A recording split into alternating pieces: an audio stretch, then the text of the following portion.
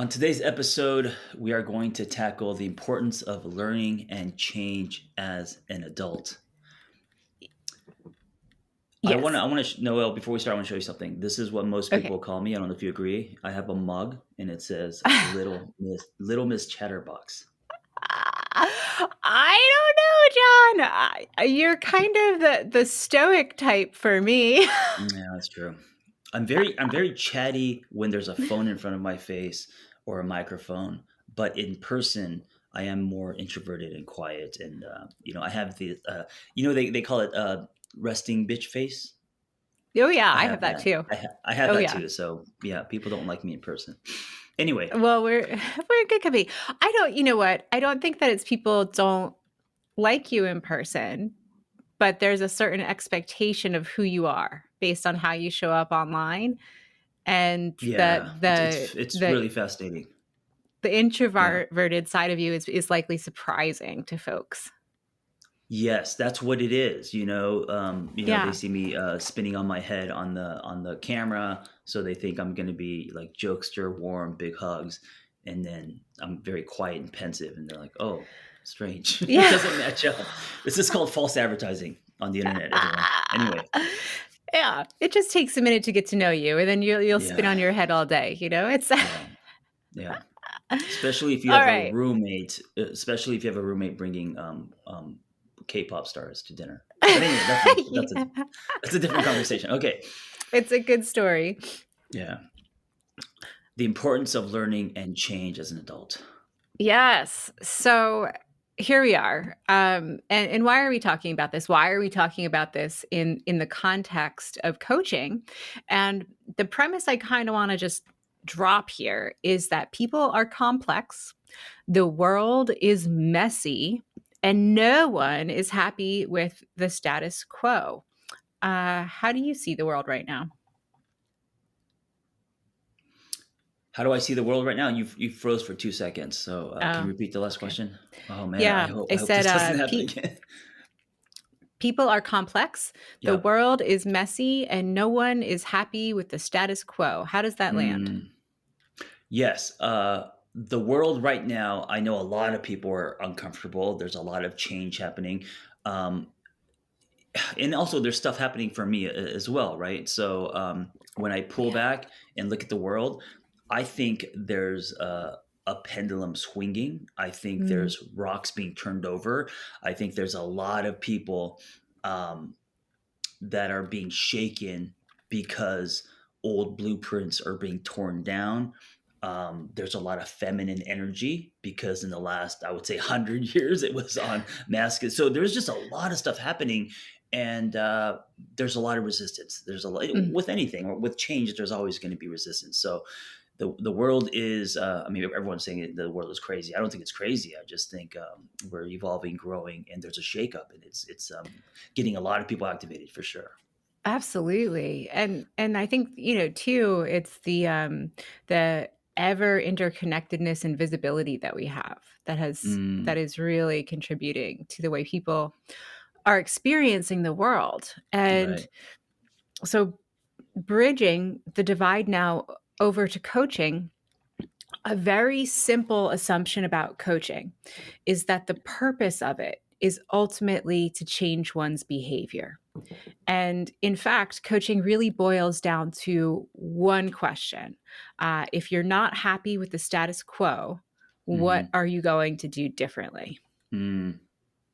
I love that question is it's lined with action, right? It So is. coaching being about like you said, moving the needle. How can we change your life? What are your goals? Instead of just holding space, instead of something that can fall into the therapy world.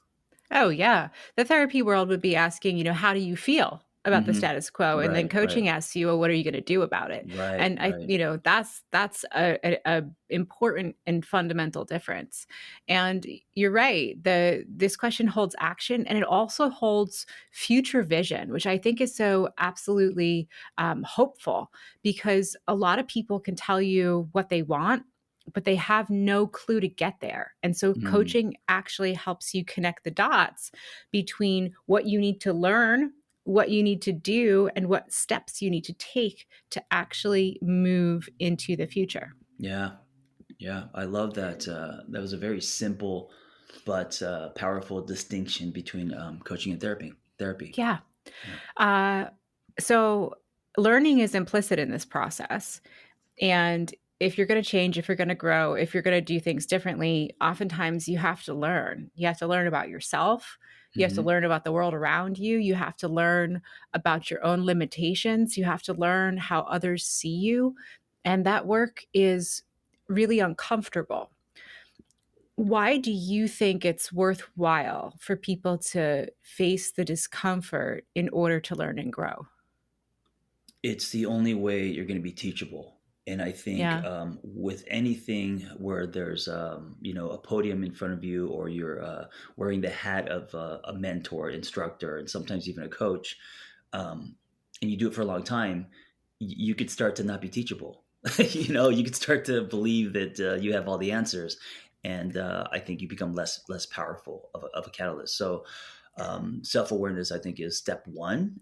Being aware, and it makes you elastic, it makes you flexible, it makes you curious, and it makes you teachable, so you can teach Yeah. others. Yeah. So I just want to shout out right now. I love that, John, you had the sensible answers to that question. Because when I came up with the answers to that question of why is learning and growth important to an adult, what I wrote down for our script was that we're going to die anyway, and there are aliens Mm, here now. I love it. We need that kind of we need both. We can't just have my answer. So and it's true, we are gonna die. Life is very short, and Yeah. the aliens thing is happening, so yeah. It is. Yeah, and just kind of from that perspective is like, what do you have to lose? Mhm. All of us have these secret desires that we keep hidden, and all of us have a soul and a life force, and that life force seems to flow through really all living beings. And we sit in our houses and we watch television through these weird boxes, and we talk to other people through these other weird boxes and our phones. And I posit, what's the point? What are we doing Mhm. if we're not Yeah. growing and evolving? Yeah. I love it. I love how blunt that is. Yeah. Well, I mean, that's the choice, is evolve or perish, I think, in our time. Mhm. So how do we do this from a coaching perspective, and especially knowing how hard this is for our clients when they come to the space of coaching and they're ready. They want to make these changes, they want to take these steps, they want to become different versions of themselves. What do we need to understand about humans and the human condition, uh, so that we can work with folks ethically and compassionately?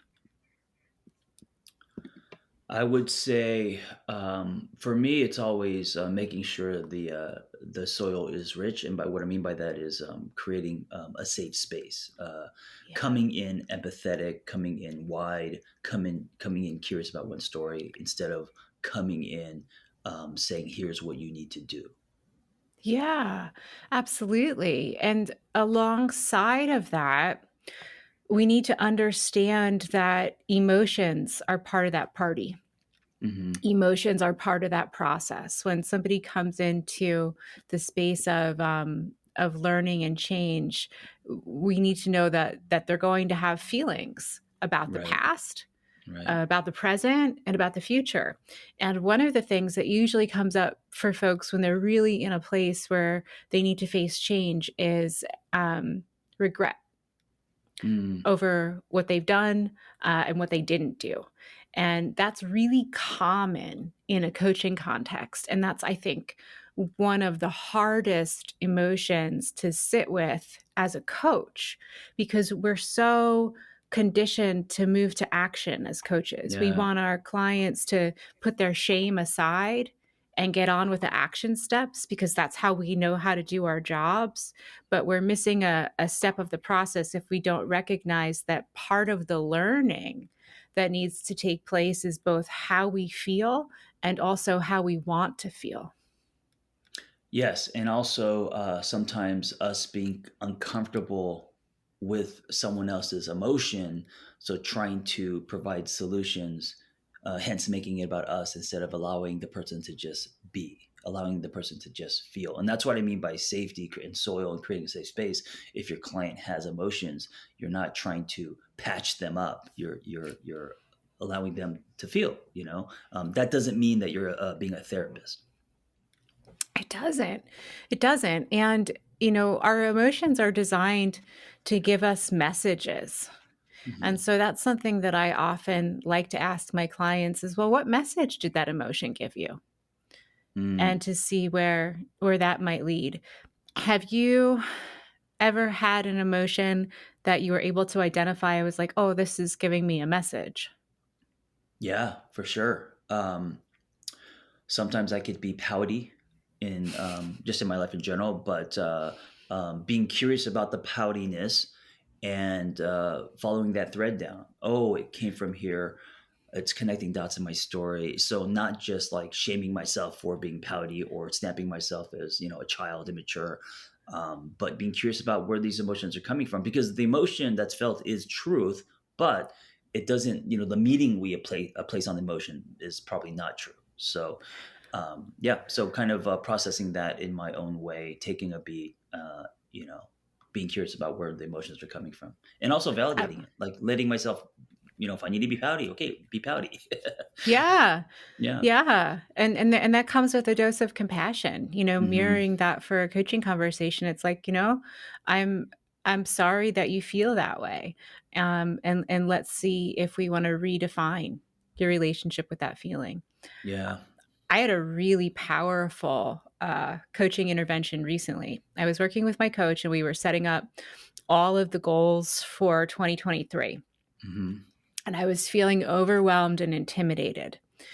And Hmm. she asked me what my relationship was like with ambition. And for me, in that moment, at the beginning of the year in January, I had a really negative reaction. I had a really negative emotional reaction to the word Hmm. ambition. And my coach Oh, asked me to really get underneath that response and underneath that reaction to figure out, what my emotional response was. And it came from worthiness, yeah. interestingly, Yeah. was that, people from the outside looking in would say, wow, Noelle's a pretty ambitious person. And I am. But my dial was turned to martyrdom where Hmm. I couldn't name it as ambition because I was doing this for other people. I was building on the behalf of other people. And it wasn't Oh, right. until I redirected that emotional set and turned my dial to myself and said, you know what I'm building is worthy. My work is worthy. I am worthy of Yeah. ambition. Yeah. And it just opened up, opened up for me. I love how conversations can happen via something so simple like how a word made you feel. And I think Yes. one of the misconceptions about coaching, if you're new at this, is you're like, "Ah, what's the maze I have to put my client into? What are the most powerful, open-ended questions that I can ask?" And you're really kind of like, swinging for the stars, swinging for the fences. But even something like this can be more powerful, which is how the word ambition makes you feel, and then running through that conversation and coming to your revelations. How does the word ambition make you feel? Oh man, always turning it back on me. So this is actually it's current. It's currently happening in my life. As you know, I'm doing my first festival based off of my book Sing on Purpose, and it's terrifying, and it's very different than running a retreat or doing some kind of online thing. I'm trying to get 500 people over in the 20 minutes away from Vegas, and I I'm scared. This is the first time in my life. I think I need to be scared that I'm actually scared about because I'm the whole like build the bus while you're driving it. This is the first time in my life, probably in the last I don't know 7 8 years, that I've actually been kind of scared. And so, ambition. How does that land for me? Oh, I'm scared of it. I'm scared of ambition. I'm scared I'm not gonna be able to. bring people there, give them a good experience. I'm scared that if this doesn't work out, then what that says about me, and also what I've been doing for the last 10 years, and all of that. So lots of jitters, lots of butterflies, lots of fears. Mm. Would you like to hear a coaching technique that I use to handle fears and pain like that? Yeah, absolutely. So, fully acknowledging that all of your feelings suck, like they're not fun feelings to have, right? Hmm. Hmm. Um, when you think about number one, what you're going to accomplish with bringing people together in this way, and number two, and here's the really important part, what you think about what you're going to learn about yourself, about others, Yeah, about this process, about how to run a sure. festival, how does that stack up in terms of worthiness?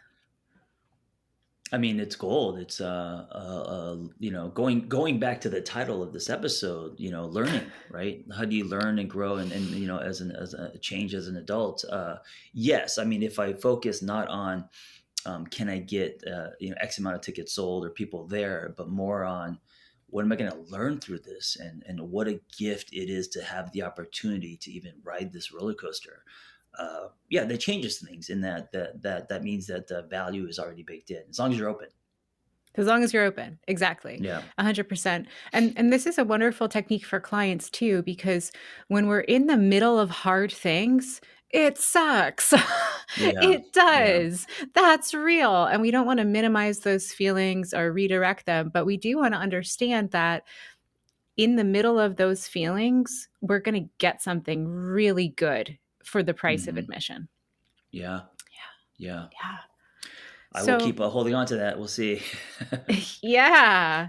The second piece of learning that needs to be taken into an account for adults. So step 1 is understanding the emotional sets, and then step 2 is understanding our behaviors and how our behaviors show up, because Mm, the combination of emotions and behaviors is essentially the compass that we set our paths upon. hmm. How do you help clients understand their behaviors, or how do you understand your own or others' behaviors? I think first, looking at our behaviors from a little bit of distance, right? So, pulling Mhm. yourself out of emotion and really being able to look at the pattern of your behaviors as information. You know, behavior is how we change. So, what are you doing or what are you not doing and why? Yeah. Yeah. Yeah, something that's really interesting about behavior is that it's more about the whole person than I think a lot of people realize. Our behaviors actually include the past, the present, and the Hmm. future, and there Hmm. is a cognitive element and even a spiritual element that's Yeah. behind, underneath, and around what we do and say. So, what people do and say is the outcome that we see. But from a coaching perspective, what we have to understand and get underneath is all of those other layers. What does somebody believe? What is their Hmm. past experience? What is their present experience? What do they want for their future? How do they see the world from a cognitive perspective, and even from a spiritual perspective could be very important for some people to actually explain what's behind some of their behaviors if they're able Yeah. to generate that Yeah. level of self-awareness. I love where you're going with this because you're right, and I agree that behavior, because I see behavior as kind of the ripple from something Hmm. else, right? And what you're talking Yeah. about is either underneath or above spiritual, and I think that's really where the life changing conversations happen. Is not just like, oh, you're eating a bag of Doritos at night. Okay, how can we? Okay, we'll stop doing that or whatever. Why? But where is that coming from? And if you kind of go to the source, then the behavior will change because you're going to the source, right? Yes, and this is so important to hit on for coaching mastery, because what's not happening in this conversation is moving from behavior to solution. So I'm eating a bag of Doritos Hmm. every night. I need to stop doing that behavior. So when we move right to solution, we're robbing ourselves of the opportunity for deeper Right, context, right, you and I know? I think this is one of the mistakes that that baby coaches make because they feel like they need to provide a solution, and of course you can, but there is a beat, and this is if you skip this beat, then yes, it's very surfacey instead of the opportunity to go deeper. And going deeper is intimidating, let's Yeah, level set. of course, It is. I mean, yeah, getting it's into the spiritual dynamics of a bag of Doritos is not for the faint of heart. right, right. It's It's not. you know why? Because it's vast and there's no map, and so that's terrifying for someone who is Mhm. swimming in the ocean and wants the buoys and knows where they're going. And so just okay, there's the ocean, there's space. There's Which way do I go? space, Yeah, and it's swimming in that space that's such hard work yeah, because our behaviors are so ingrained that they often run off of a subconscious script. hmm And so when we, as coaches, push accountability and awareness into the mix, that's when our clients start to get really uncomfortable. And from a strategic perspective with coaching, this is also the place in a coaching relationship where, in my experience, um, people repeat and repeat and repeat week after week and month after month. This part of the change process of identifying the behavior, understanding the psychological, mental, emotional, spiritual root, and then actually moving towards behavioral change takes a hmm really long time. yeah. It's not one session. You can definitely No. have insight and revelations, but yeah, it's a whole process. It's a whole journey. I want to prepare young coaches out there for the fact that you may have 3 to 25 sessions Yeah. on the same topic. You're just looking at it from a different angle, a different Right. place on the change spiral as your client evolves. But that behavior, because it's so deeply ingrained and so tied to past, present, future, emotional, socio emotional, and spiritual, it's going to take a minute. Yeah. Yeah. So, change is not born of ahas and breakthroughs. Mm. And learning and awareness is not sufficient to sustain change. Oh, change is not born in the aha moments, and what you said. Learning change is not sufficient Yeah. for Learning and what? awareness is not sufficient to sustain change. So we To can sustain have the change. Yeah. ahas and the breakthroughs, uh, and then we can have that awareness and that learning, but that's not actually what Right. brings us change. Right. It is the tip of the iceberg. And what actually creates change is the iceberg of repetition, hmm of catching yourself, of reinforcing, of screwing up, of going back to basics, of feeling mm like a failure, getting back up again, trying again. And it is only in the commitment to repetition and in the consistent repetition that someone is able to change. Awareness and learning comes first, and then consistent repetition must follow. Yes. Breaking of patterns. Yeah. I mean, Yeah. what you're saying is we could have revelations and talk about your life all day. But if you Mhm. do nothing, there is no repetition. But if you're just having conversations, yeah, there's going to be no change. There might be some internal insight and change, but your life outside is not going to change if you're doing the same thing. Yeah.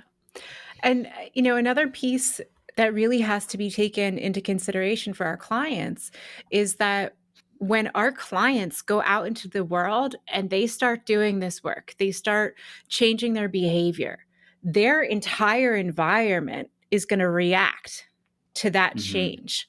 And they're going hmm to have to force their way into their current environment with their new behaviors.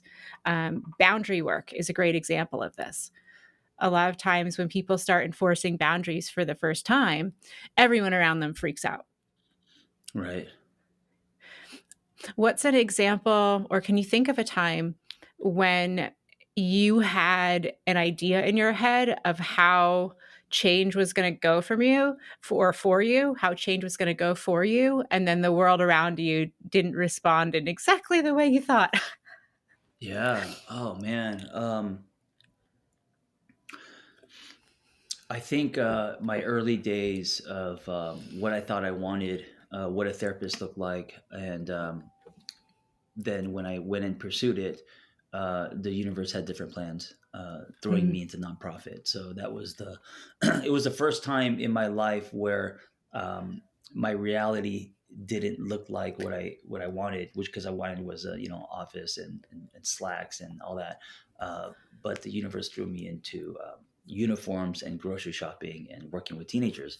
And so yeah, that was probably the first time that what I wanted didn't match what the universe had for me. Yeah. You know what mine is when I decided I was going to become a coach. Right. And to give, you know, context, I was young. I was just about to get divorced. This was a very long time ago, and coaching wasn't as established as it is Hmm. now. And I knew for certain that positive psychology and coaching changed my life and would change the lives of others. And my dad told me that that wasn't a real thing and I'd Yeah. never make a living. The university where I worked at the time let me run my workshops on coaching, but wouldn't let me get involved in actually any strategic initiatives as an administrator at that university. And then I remember my freaking divorce attorney telling me that I was never going to make it as a coach and I should accept alimony. Mm. And Um, I remember, like, so I was like 29, and I was like, wow, everyone, like, you really don't believe in this, huh? yeah. Yeah. That, and it wasn't even that long ago, you know. I mean, But 29 was a long time ago. Let's be I mean, like real. if you look at the if you look at kind of like the whole span of this field, but I had the same experience in that when I was leaving my couples therapist, and I was probably early 30s. And before I became a therapist, I told him, I want to do what you're doing. And he's like, what do you think you're going to, like becoming a therapist? Like, how much money do you think you're going to make? And I said, man, I would be happy if I just had a practice and I made six figures. And he said to me, John, you're never going to make six figures as a therapist.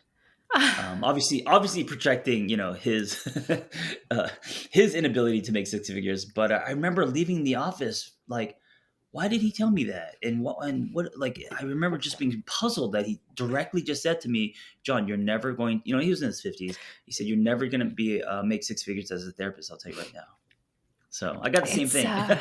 yeah, and to everybody else out there who has had the experience of somebody saying to you, "You're never going to Yeah, XYZ, I'm yeah. sorry." It's That coming from is the one right of the story. yeah, and that is one Yeah, of the most dangerous and profound things to say to someone, because depending on how you respond to that, it's either a shutdown or an invitation. yeah. Maybe he thought he Yeah. was trying to prevent me from something. I don't know, but yeah, Who I remember knows? that. You know, Yeah. people are weird and they say weird shit, which is, you know, one of the reasons why we're in business. It's Yes. it's part and parcel. So the last piece that I want to close out with around learning as an adult is the fact that we touched on, but there's a true formula for, is that learning and performance are two different things. Mm, And let me explain what I mean by that. So we talked about somebody engaging in behavioral change like boundary work and it going not great when they start to move into their real life. When we're talking about learning and performance, quote unquote, performance means that you're taking that learning and you're able to apply it in lots of different contexts. And hmm. that's really hard to do. So, somebody's starting with boundary work. They might start with their friend group or they might start at home. They might build up to doing it at work. They might build up to doing it, you know, at the gym until they're able to take this one piece of learning and this one skill and move it around all different contexts. And Mm, that's That's hard. It's hard Yeah. to do, and it's hard to do without support and accountability. Um, have you ever had an experience where you had to do that with something in your own life? Well, I think about relationships and how kind of everything, you change one thing about the way that you love, or a definition of love, or something, and how it ripples not only into your intimate relationship, but probably into friendships and family. So I feel like they're not these kind of contained single serving things. Change in that way always spreads into other areas, and so that I noticed that. Yeah. Oh, I can relate to that big time. Yeah, That's happened for me, in my own life, and, I think that was something that happened in my divorce too. I remember that being sure. like, it was a big deal in my home, it was a big deal in my friend group, it was a big deal Mhm, in my, my mhm. my family, my place of work even. It was kinda whispered, like, "Oh, Noelle's getting a divorce," and I'm Right. like, "Yes, and I'm becoming a coach too, everyone." Yeah, yeah. Like But it's not a real thing. It's what are you talking about? Right, Yeah. right. So the formula that we really want to work with folks is, so it has a few steps, and their insight, motivation, that person's capability is actually sandwiched in the middle there, real world practice, and then accountability. So let Mm, me explain these. So insight is the extent to which a person understands what needs to be changed or developed. And that's where learning comes in. It's step one in the process. Um, their motivation is the bridge between learning and performance. That's where they understand the extent to which they really need to make the change. mhm. And folks often, and coaches often, get the two confused, that if someone says, I see this, it's my fault, I know I need to do it, that's really different from actually having internalized motivation around why Mhm. and what's at stake if it doesn't happen, and the actual motivation to move forward in a constructive Yeah. way. And then the third piece that a coach has to check in on is, does this person have the knowledge and the skills to Right. The accomplish their ability. goals? Yeah. And this is another piece that's often mistaken for learning. It is and it isn't. So, when we're talking about the capability and skills, these are what are considered leveraged and sub goals within the main goal. So, the learning takes place first, then we source for motivation, then we source, does everybody have what they need to get this shit done? And then Mhm. from there, we move on to real world practice, because nothing will move forward unless the client has the opportunity to practice in the real world. And then finally, there needs to be accountability. Yeah. Accountability for sure. And that's something as a coach that I think um, everyone can do. You can do it in your own way. Is Yeah, help make someone be accountable. absolutely. Yeah. And friends, family, even sharing that which you want to accomplish out loud with Right. others is a The announcement. fantastic way to drive personal accountability. Yeah. Well, my friend, I love Thank being you. on this journey of learning with you. Yeah, and it's forever. It's for the rest. Well, I mean, that's the way I look at it. It's for the rest of my life. So, Yeah. becoming an adult, change and Yeah. grow. Indeed, Thank, indeed. thank you for listening, everyone. Be well. Take care.